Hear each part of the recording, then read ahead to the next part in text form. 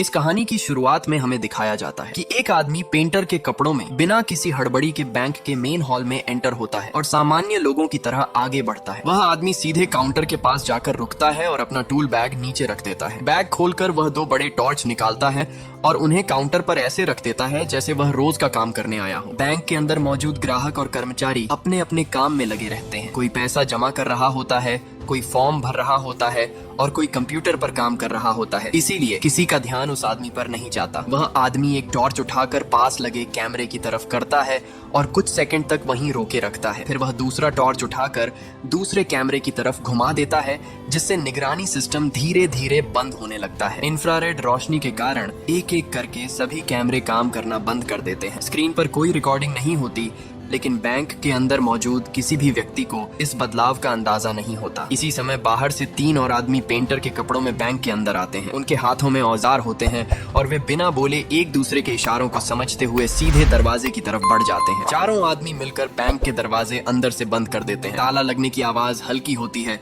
लेकिन security guard का ध्यान उस तरफ चला जाता है और वह सिचुएशन को समझने की कोशिश करता है। गार्ड जैसे ही कुछ बोलने के लिए आगे बढ़ता है, उसी समय आदमी उसके पीछे आकर बंदूक उसकी पीठ पर रख देता है। गार्ड तुरंत चुप हो जाता है और बिना कुछ किए वहीं रुक जाता है। इसके बाद लुटेरे सभी लोगों को नीचे बैठने का आदेश देते हैं और साफ शब्दों में कहते हैं कि कोई भी अलार्म बटन ना दबाए। बैंक के अंदर मौजूद सभी लोग बिना सवाल किए आदेश मान लेते हैं। 5 मिनट से भी कम समय में बैंक पूरी तरह लुटेरों के कंट्रोल में आ जाता है। ग्राहक और कर्मचारी एक ही जगह बैठे होते हैं और कोई भी हिलने की कोशिश नहीं करता, क्योंकि स्थिति पूरी तरह बदल चुकी होती है। कुछ देर बाद बैंक के बाहर से गुजर रहा एक पुलिस ऑफिसर रुकता है, क्योंकि उसे अंदर से सफेद धुआं निकलता हुआ दिखाई देता है। वह रेडियो उठाने ही वाला होता है कि तभी दरवाजा खुलता है। बंदूक लिए आदमी बाहर आकर पुलिस अधिकारी को चेतावनी देता है कि उसके पास कई बंधक हैं और अगर कोई अंदर आया तो सभी को मार दिया जाएगा। यह कहकर वह फिर अंदर चला जाता है। कुछ ही समय में पुलिस बैंक को चारों तरफ से घेर लेती है और बैरिकेड लगा दिए जाते हैं। स्वाट और पेट्रोल पुलिस मौके पर पहुंच जाती है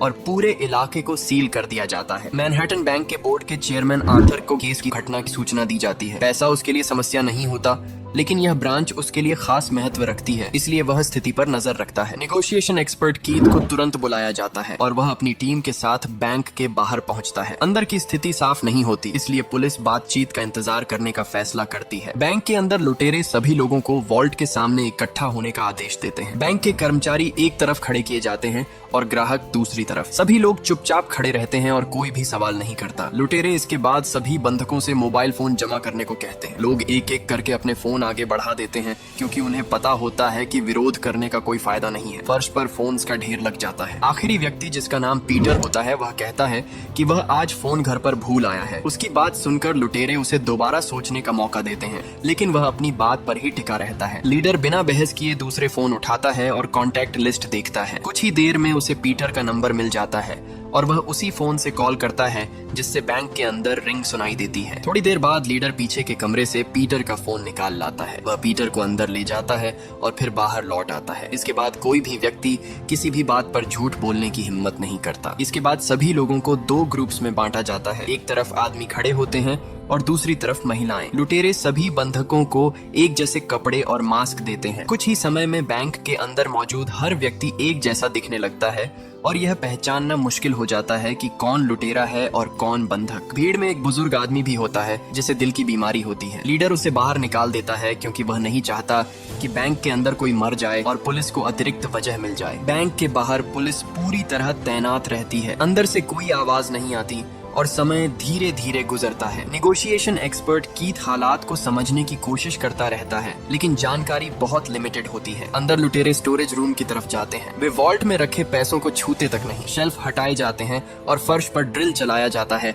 जिससे नीचे की सतह खोली जा सके। पुलिस बाहर मान लेती है कि लुटेरे शायद सुरंग बनाकर भागने की तैयारी कर रहे हैं, लेकिन अंदर की असली योजना कुछ और होती है और हर कदम पहले से तय क्रम में आगे बढ़ाया जाता है। इसी दौरान लुटेरे बैंक के अंदर मौजूद बंधकों को छोटे छोटे समूहों में अलग अलग कमरों में बंद कर देते हैं। इससे किसी को यह समझ नहीं आता कि उसके साथ कौन है और कौन नहीं। बैंक के अंदर की स्थिति पूरी तरह कंट्रोल में रहती है। बाहर पुलिस इंतजार करती है और अंदर लुटेरे बिना किसी जल्दबाजी के अपनी योजना को आगे बढ़ाते रहते हैं। समय दोनों तरफ के लिए अहम बन जाता है। अगर यहाँ तक आप कहानी के साथ बने हुए हैं तो सब्सक्राइब करके आगे के हिस्से के लिए तैयार रहिए, क्योंकि अगला पार्ट पूरी योजना की दिशा बदल देगा। कुछ समय बाद बैंक के बाहर से एक बंधक को छोड़ा जाता है। उसके शरीर पर एक लोहे का बॉक्स बंधा होता है, जिसे देखकर पुलिस तुरंत सतर्क हो जाती है और पूरे इलाके में हलचल बढ़ जाती है। पुलिस बॉक्स को सावधानी से जांचती है और यह सुनिश्चित करती है कि उसमें कोई विस्फोटक न हो। जांच के बाद उस आदमी को सुरक्षित तरीके से बाहर ले जाया जाता है और उससे पूछताछ की जाती है। पूछताछ में वह व्यक्ति कोई खास जानकारी नहीं दे पाता, लेकिन लोहे के बॉक्स के अंदर एक कागज मिलता है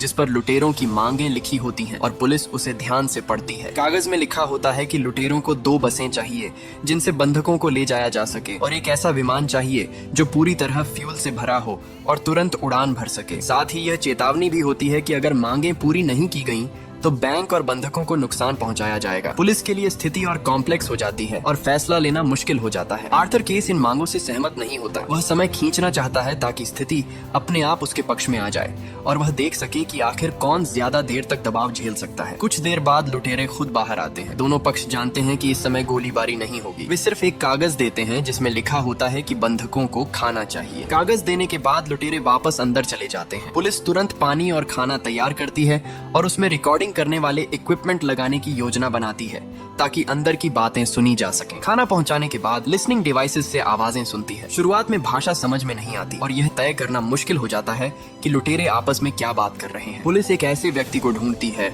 जो उस भाषा को पहचान सके। काफी कोशिशों के बाद पता चलता है कि वह भाषा अल्बेनियन है, लेकिन मौके पर मौजूद कोई भी व्यक्ति उसे ठीक से नहीं समझता। काफी समय बर्बाद होने के बाद यह सामने आता है कि जो आवाजें सुनी जा रही थीं, वे किसी रेडियो भाषण की रिकॉर्डिंग थी और लुटेरे पुलिस को जानबूझकर कंफ्यूज कर रहे थे। इस दौरान बैंक के अंदर लुटेरे लगातार बंधकों को अलग अलग कमरों में ले जाते रहते हैं। इससे हर व्यक्ति का संपर्क बदलता रहता है और किसी को यह समझ नहीं आता कि उसके साथ कौन है। एक फीमेल थेफ खुद को बंधक की तरह दिखाकर दूसरे कमरे में चली जाती है। इसी तरह सभी लोगों को आंखों पर पट्टी बांध दी जाती है और पहचान पूरी तरह खत्म कर दी जाती है। अगर आपने यहाँ तक ध्यान रखा है तो लाइक करना बनता है, क्योंकि आगे की चाल पूरी कहानी को पलट देती है और ये साफ हो जाता है कि असली निशाना क्या था। इसी समय लुटेरे आर्थर केस के निजी सेफ तक पहुंच जाते हैं। वहां उन्हें जरूरी दस्तावेज और कीमती हीरे मिलते हैं जिनकी कीमत नकद पैसों से कहीं ज्यादा होती है। आर्थर केस के सेफ से मिले दस्तावेज और हीरे लुटेरों के लिए सबसे अहम चीज बन जाती है। वे नकद पैसे को हाथ नहीं लगाते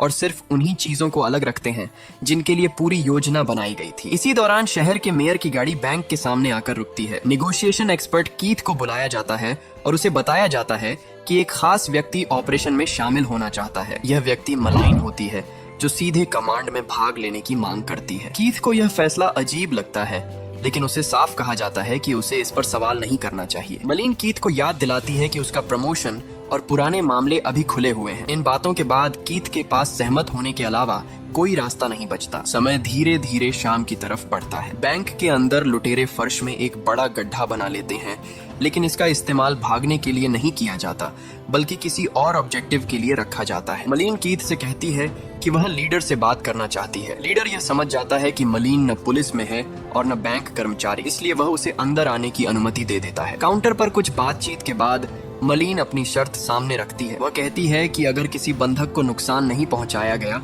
और पैसा नहीं लिया गया तो सजा बहुत कम करवाई जा सकती है। इसके बदले रिहाई के बाद बड़ी रकम देने की बात भी रखी जाती है, लेकिन लीडर आर्थर केस के दस्तावेज बाहर निकाल देता है और साफ कर देता है कि असली ताकत अब उसके हाथ में है। मालीन दस्तावेज देखकर समझ जाती है कि अब उसकी पेशकश बेकार हो चुकी है। वह बिना ज्यादा बोले बाहर निकल जाती है और कीथ को सिर्फ इतना बताती है कि बंधकों को नुकसान नहीं होगा। अगले दिन कीथ को महसूस होता है कि शुरुआत से ही लुटेरों को समय चाहिए था। वे पुलिस को उलझाकर अपनी तैयारी पूरी कर रहे थे और हर मांग इसी ऑब्जेक्टिव से रखी गई थी। कीथ अचानक स्ट्रैटेजी बदलता है और लीडर को फोन कर बताता है कि विमान तैयार है, लेकिन आगे बढ़ने से पहले वह सभी बंधकों की हालत खुद देखना चाहता है। लीडर थोड़ी देर सोचने के बाद कीथ को अंदर आने देता है। कीथ एक एक कमरे में जाता है और देखता है कि सभी लोग सुरक्षित हैं और किसी को गंभीर चोट नहीं पहुंची है। आखिरी कमरे के बाद कीथ के पास कहने को कुछ नहीं बचता। लीडर सिर्फ इतना कहता है कि अब विमान तैयार किया जाए और किसी और बात में रुचि नहीं दिखाता। कीथ बैंक से बाहर निकलने के बाद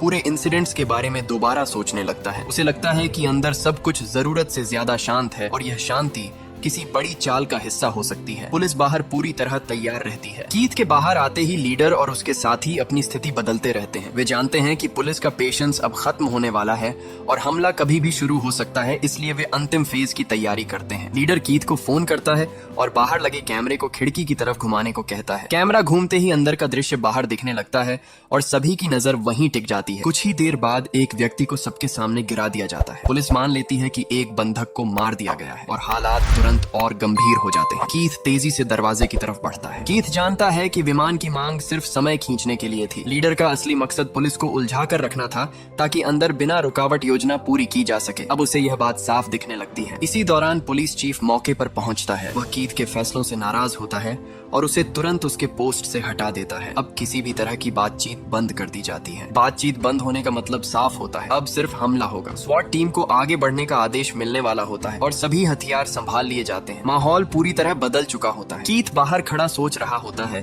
तभी उसे अचानक पहले छोड़े गए बंधक की याद आती है जिसके शरीर पर लोहे का बॉक्स बंधा था। यह बात उसके दिमाग में तेजी से घूमने लगती है। अगर यहाँ तक कहानी पसंद आ रही है तो कमेंट में लिखिए कि आपको लुटेरों की योजना समझ आई या नहीं, क्योंकि अगला हिस्सा पूरे खेल को पलटने वाला है। कीथ तुरंत कमांड वाहन की तरफ दौड़ता है और उस लोहे के बॉक्स को मंगवाता है। बॉक्स खोलते ही अंदर एक छोटा सा सुनने वाला उपकरण मिलता है जो अब सब कुछ साफ कर देता है। इसका मतलब ये होता है कि लुटेरे शुरू से ही पुलिस की हर बातचीत सुन रहे थे। हमला कब होगा, कौन कहां से आएगा, सब कुछ उन्हें पहले से पता था। कीथ तुरंत खतरे को समझ जाता है। कीथ बिना समय गंवाए पुलिस चीफ के पास जाता है और उसे रोकने की कोशिश करता है। वह बताता है कि अगर अभी हमला हुआ तो लुटेरे हर कदम के लिए तैयार होंगे और नुकसान तय है। इसी समय बैंक के अंदर लीडर अपने साथियों को अंतिम आदेश देता है। वे धुएं वाले बम निकालते हैं और सभी कमरों की तरफ बढ़ जाते हैं जहां बंधकों को रखा गया होता है। हर कमरे में जाकर सभी लोगों को बाहर निकलने के लिए कहा जाता है। बंधक एक एक करके बाहर की तरफ बढ़ने लगते हैं और उसी भीड़ में लुटेरे भी खुद को बंधक की तरह मिला लेते हैं। धुएं की वजह से अंदर कुछ भी साफ नहीं दिखता। बाहर खड़ी स्वॉट टीम पहले निकलने वालों पर रबर की गोलियां चलाती है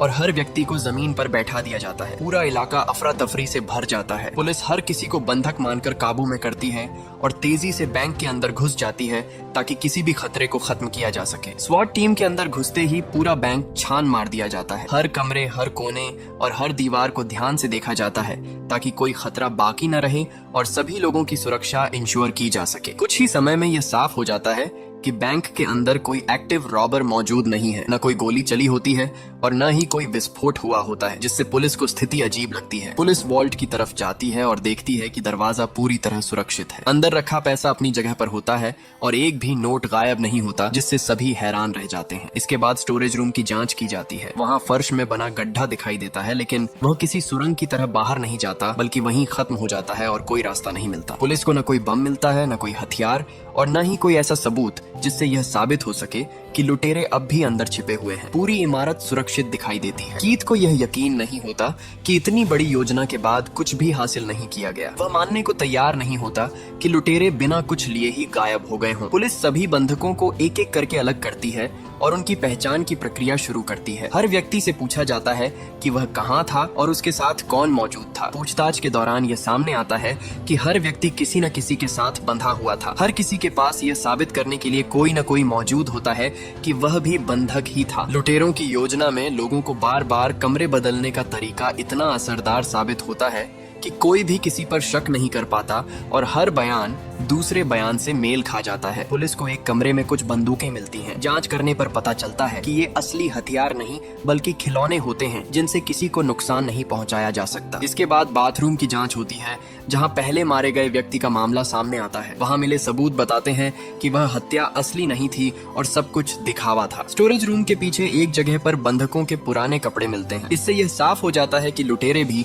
उन्हीं कपड़ों में बंधकों के साथ बाहर निकले थे। कीथ अब पूरी तरह समझ जाता है कि लुटेरे किसी तरह से बंधकों के बीच ही बाहर निकल गए हैं। ये बात दिमाग में बैठते ही वह और भी बेचैन हो जाता है। पुलिस हर व्यक्ति को दोबारा जांचती है, लेकिन कोई ठोस सबूत नहीं मिलता। न किसी के पास पैसा होता है और न कोई ऐसा सामान जिससे सीधे तौर पर दोष साबित हो सके। आर्थर केस इस पूरे मामले को यहीं खत्म करना चाहता है। बैंक का पैसा सुरक्षित रहता है और वह किसी भी तरह की गहराई में जाने से बचना चाहता है। सबसे बड़ी बात यह होती है कि कोई आधिकारिक नुकसान दर्ज नहीं किया जा सकता। न बैंक लूटा गया होता है और न ही कोई असली बंधक मारा गया गया होता है। इन हालात में पुलिस चीफ केस बंद करने का आदेश देता है। सभी लोग थके हुए होते हैं और मान लेते हैं कि यह पूरा ऑपरेशन बेकार चला गया। कीथ इस फैसले से संतुष्ट नहीं होता। वह अकेले बैंक के पुराने रिकॉर्ड खंगालना शुरू करता है और इमारत के नक्शे को ध्यान से देखता है। इसी जांच के दौरान उसे एक अजीब बात पता चलती है। बैंक की स्थापना के बाद से सेफ नंबर 392 कभी दर्ज ही नहीं किया गया था। रिकॉर्ड में सीधे 391 के बाद 393 आता है। यह खाली जगह कीथ के शक को और मजबूत कर देती है। कीथ समझ जाता है कि असली खेल पैसे का नहीं था। लुटेरों का निशाना कुछ और था जो बिना शोर के हासिल कर लिया गया। अगर यहाँ तक आपको कहानी दिलचस्प लग रही है